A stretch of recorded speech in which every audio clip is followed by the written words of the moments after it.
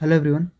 वार्षिक परीक्षा 2022 के लिए कक्षा 11वीं के अकाउंट यानी बही खाता के पेपर के कुछ इंपॉर्टेंट प्रश्न आपको बताएंगे, इन्हें आप जरूर पढ़ के जाइएगा। और रियल पेपर के भरोसे मत रहिए, क्योंकि रियल पेपर कहीं भी उपलब्ध नहीं है, इसलिए अपनी आप तैयारी करिए। तो यहाँ पे देखिए, प्रश्न नंबर 1 है, सही विकल्प चुनिए। पहला प्रश्न, नकद बट्टा प्राप्त होता है, तो अ नंबर इसका हो जाएगा उधारी चुकाते समय। दूसरा है, वित्तीय सौदे की माप की मान्यता है, तो ब नंबर इसका हो जाएगा मौद्रिक माप की। तीसरा है, प्रपंजी में कितने कॉलम होते हैं पक्ष में, तो 4 हो जाएगा, ब नंबर इसका सही है। तो ये सभी इंपॉर्टेंट प्रश्नों को आपको तैयार करना है, रियल पेपर के भरोसे नहीं रहना है, अपनी तैयारी खुद से करनी है। चौथा प्रश्न है, प्राप्ति एवं भुगतान खाता है, तो प्राप्ति एवं भुगतान खाता क्या होता है, वास्तविक खाता होता है, ब नंबर इसका सही हो जाएगा। अंतिम स्कंद का लागत मूल्य 50,000 रुपये है और बाजार मूल्य 55,000 है, तो अंतिम स्कंद का मूल्य पूछ रहा है, तो ये 50,000 रुपये, नंबर इसका हो जाएगा।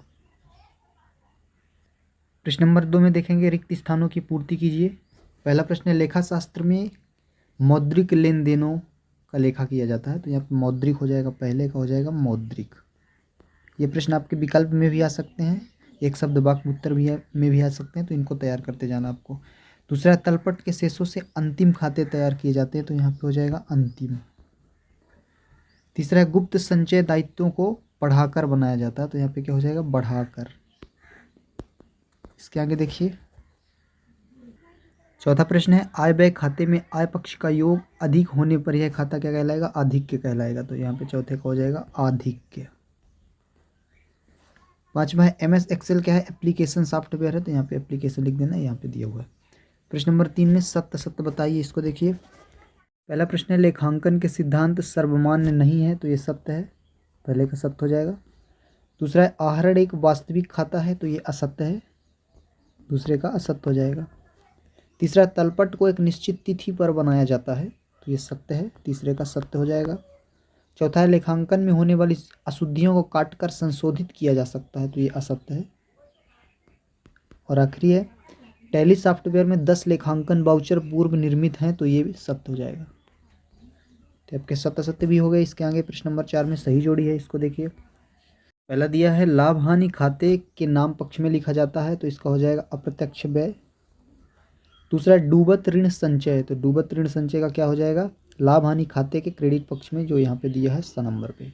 विद्यालय क्या है, गैर व्यापारिक संस्थाएं हैं, तो इसका द नंबर हो जाएगा। प्राप्ति एवं भुगतान खाते का प्रारंभिक शेष है। और आखिरी जो उधार विक्रय की राशि देनदार है, तो इसका नंबर हो जाएगा। इन सभी प्रश्नों को आपको तैयार करना है और अपनी तैयारी आपको खुद से करनी है, रियल पेपर के भरोसे आपको नहीं रहना है। इसके आगे देखेंगे, प्रश्न नंबर 5 में एक शब्द वाक्य में उत्तर दीजिए, जिसका पहला प्रश्न दिया है, दैनिक पंजी को अन्य किस नाम से पुकारते हैं, तो देखते हैं, जर्नल जो है वही दैनिक पंजी कहलाता है, रोजनामचा, तो पहले का हो जाएगा जर्नल या रोजनामचा, कुछ भी आप लिख सकते हैं, यहाँ पे दिया हुआ है।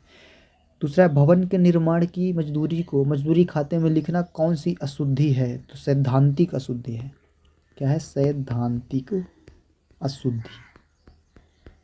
और इसके आगे तीसरा है, यदि, यहाँ पे दिया भी है आंसर आप देख सकते हैं, यदि तलपट में अंतिम रहतिया दिया गया हो तो उसे किस खाते में दिखाया जाता है, तो आर्थिक चिट्ठा हो जाएगा इसका, तीसरे का क्या हो जाएगा, आर्थिक चिट्ठा। चौथा, स्थायी मेमोरी का नाम क्या है, रोम जो है स्थायी मेमोरी है, रीड ओनली मेमोरी, ये रैम रोम तो आप जानते ही होंगे, तो रोम क्या है, स्थायी मेमोरी है। और गैर आयगत प्राथमिक समूह में सम्मिलित किन्हीं दो खातों के नाम लिखिए, तो चालू संपत्ति और चालू दायित्व, चालू संपत्ति है और चालू दायित्व।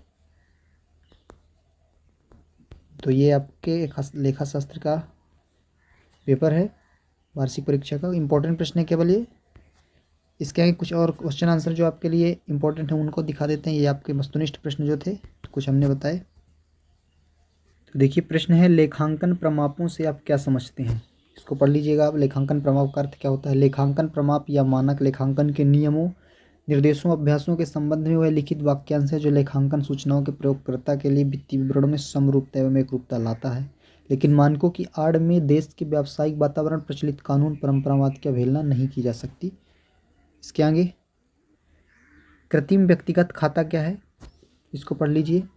नाम मात्र खाते से क्या आशय है, इसके डेबिट और क्रेडिट करने के नियम को समझाइए, तो नाम मात्र खाता आपको समझ लेना है, यहाँ पे आंसर भी है, आप पढ़ सकते हैं, तो इसको तैयार कर लीजिए। इसके आगे देखिए, दोहरा लेखा प्रणाली का जन्म कब और किसके द्वारा हुआ, तो यहाँ पे देख सकते हैं आप। दोहरा लेखा प्रणाली का जन्म इटली के वेनिस नगर के व्यापारी लूकास पैसियोली द्वारा सन 1494 में हुआ था। दोहरा लेखा प्रणाली से आप क्या समझते हैं, तो यहाँ पे दिया हुआ है, दोहरा लेखा प्रणाली से आशय बही खाते की एक ऐसी प्रणाली से है जो प्रत्येक सौदे के द्विपक्षीय प्रभाव को मान्यता प्रदान करती तथा उसका लेखांकन संभव बनाती है। इस प्रणाली के अंतर्गत प्रत्येक सौदे का लेखा दो खातों में किया जाता है, अर्थात एक खाते को नाम तथा दूसरे खाते को जमा किया जाता है। तो इनको भी तैयार करना है। अगला प्रश्न देखेंगे, व्यापारिक छूट एवं नकद छूट में अंतर बताइए। इसको तैयार कर लीजिएगा। उद्देश्य, लेखा और समय के आधार पर व्यापारिक छूट और नकद छूट में अंतर दिया है। ये भी महत्वपूर्ण प्रश्न है, इसको भी आपको पढ़ लेना है। तलपट क्यों बनाया जाता है, यहाँ पे देख सकते हैं कि जर्नल तथा सहायक बहियों से जब सारे व्यापारिक व्यवहारों की खतौनी खाता बही में की जा चुकी होती है तो यह सुनिश्चित करने के लिए प्रत्येक व्यवहार की खतौनी दो खातों में कर दी गई है एक विवरण तैयार किया जाता है, जिसे तलपट के नाम से जानते हैं। तलपट क्या है, यहाँ पे आंसर दिया है, आप समझ सकते हैं, पढ़ सकते हैं। तलपट बनाने की 3 विधियाँ हैं, योग विधि, शेष विधि, योग एवं शेष विधि। तो इसको भी तैयार कर लेना। लेनदार एवं देनदार का अर्थ स्पष्ट कीजिए। तो लेनदार क्या होता है, व्यापारी जिन संस्थाओं, फर्म, कंपनी, निगम या व्यक्तियों से उधार माल क्रय करता है या अन्य रूप में ऋण लेता है, वे क्या कहलाते हैं, लेनदार। और देनदार क्या है, जिन संस्थाओं, फर्म, कंपनी उधार माल जहाँ बेचा जाता है वसूल करना होता है, बेचे गए माल का वसूली करना है वहाँ, तो उसको देनदार कहा जाता है। आप पढ़ सकते हैं। व्यापारिक बट्टा क्या होता है, इसको भी तैयार कर लेना है। तो ये कुछ महत्वपूर्ण प्रश्न थे आपके बही खाता यानी लेखा शास्त्र अकाउंट के। तो इनको आप पढ़िए और अपनी तैयारी खुद से करिए, रियल पेपर के भरोसे मत रहिए।